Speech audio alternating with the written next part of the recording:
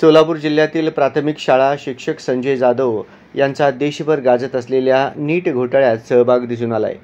वर्षापूर्वी सोलापूर जिल्ह्यात बदली होऊन आलेले संजय जाधव हे प्राथमिक शिक्षक वारंवार गैरहजर राहणे, आपल्या ठिकाणी पर्यायी खाजगी शिक्षक नेमणे या बाबी त्यांच्याकडून वारंवार झाल्याचे ग्रामस्थांकडून सांगण्यात आले। या अनुषंगाने पुनश्च शिक्षण विभागातील अंगचोरी उघडकीस आलेली असून सर्वसामान्य शेतकरी, शेतमजूर यांच्या मुलांच्या भविष्यासोबत छेडछाड करणे हे योग्य नाही। या अनुषंगाने काही प्रश्न उपस्थित झाले आहेत।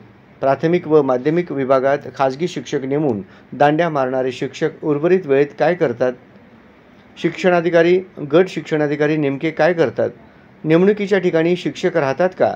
नेमणूक असलेलेच शिक्षक वर्गावरती असतात का? दोन्ही विभागातील कार्यरत असलेल्या कार्यक्षेत्रात खाजगी शिकवणी घेतात का? असतील तर कोणत्या अधिकारात? सोयीच्या नेमणुकीकरिता तसेच आंतरजिल्हा बदलीकरिता जोडलेली कागदपत्रे, उदाहरणार्थ मेडिकल सर्टिफिकेट, आंतरदाखले, कौटुंबिक कारणे याची उलट तपासणी व्हावी। सर्रासपणे खोट्या कागदपत्रांचा वापर करून बदली करून घेणे हे प्रकार दिसून येतात। हजेरी पुस्तक, दप्तर तपासणी, विद्यार्थ्यांची, ग्रामस्थांची प्रतिक्रिया इत्यादी बाबींची तपासणी व्हावी असे निवेदन मनीषा आवाळे, मुख्य कार्यकारी अधिकारी, जिल्हा परिषद सोलापूर यांच्याकडे निवेदन देऊन केली। सदरचे निवेदन स्मिता पाटील, उपमुख्य कार्य अधिकारी यांनी स्वीकारले।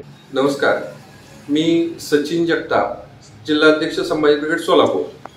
आज या ठिकाणी देशभर गाजत असलेल्या संजय जाधव, सोलापूर जिल्ह्यातील एक प्राथमिक शिक्षक ज्यांचा आत्ताच नीटच्या घोटाळ्यामध्ये ज्यांना अटक झालेली आहे, त्या अनुषंगाने या ठिकाणी मी प्रतिक्रिया नोंदवत आहे।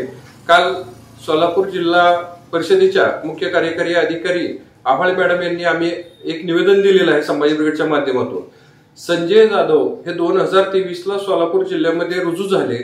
रुजू झाल्यानंतर त्यांचं वारंवार ते शाळेवरती गैरहजर राहणे किंवा पोट शिक्षक नेमून त्या ठिकाणी आपली सेवा बजावत होते।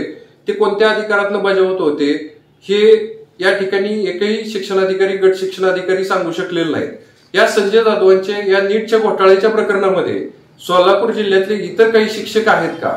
कारण त्यांना गेल्या 1 वर्षभरामध्ये सातत्याने गैरहजर राहून सुद्धा एकाही केंद्र प्रमुखाने, मुख्याध्यापकाने, गट शिक्षणाधिकाऱ्यांनी वरिष्ठ कार्यालयाकडे त्यांची तक्रार केलेली नाही।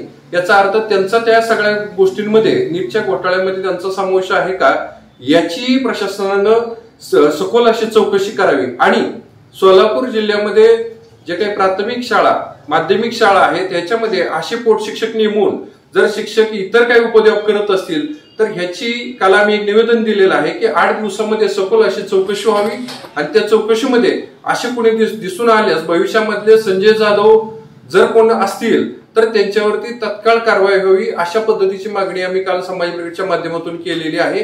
अन्यथा या लोकांना पाठीशी घालणाऱ्या सर्व प्रशासनाच्या विरोधामध्ये संभाजी ब्रिगेड आंदोलन करेल।